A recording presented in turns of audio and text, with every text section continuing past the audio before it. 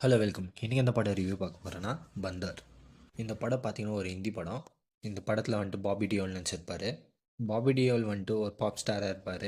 அவருக்கு பார்த்தீங்கன்னா financial issue இருக்கும். அதனால் ஃபைனான்ஷியலாக ஸ்ட்ரகிள் பண்ணிக்குவார். அந்த நேரத்தில் அவர் மேலே ஒரு அக்யூசேஷன் வரும், ரேப் கேஸு. ஸோ 15 days ஜெயில் போகிற மாதிரி ஆகிடும். ஜெயில் விட்டு வெளியே வந்தாரா இல்லையான்னு தான் படத்தோட கதையாக இருக்கும். மேஜர் திங் பார்த்தீங்கன்னா இந்த படத்தோட கேஸ்டிங் வந்துட்டு ரொம்ப நல்லா பண்ணியிருந்தாங்க. அப்புறமா ஸ்டோரி ரைட்டிங்கும் ரொம்ப நல்லா இருந்துச்சு இந்த படத்தில். அதே மாதிரி படத்தோட மேக்கிங்கும் ரொம்ப நல்லா பண்ணியிருந்தாங்க.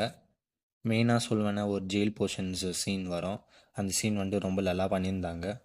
இந்த படத்தில் ஜெயின் சீன் எல்லாம் ரொம்ப நல்லா பண்ணியிருக்கிறாங்க. இந்த படத்தோட இன்வெஸ்டிகேஷன் சீன்ஸும் ரொம்ப நல்லா இருக்கும். இந்த படத்தோட மியூசிக்கு பார்த்திங்கன்னா ரொம்ப நல்லா பண்ணியிருக்கிறாங்க.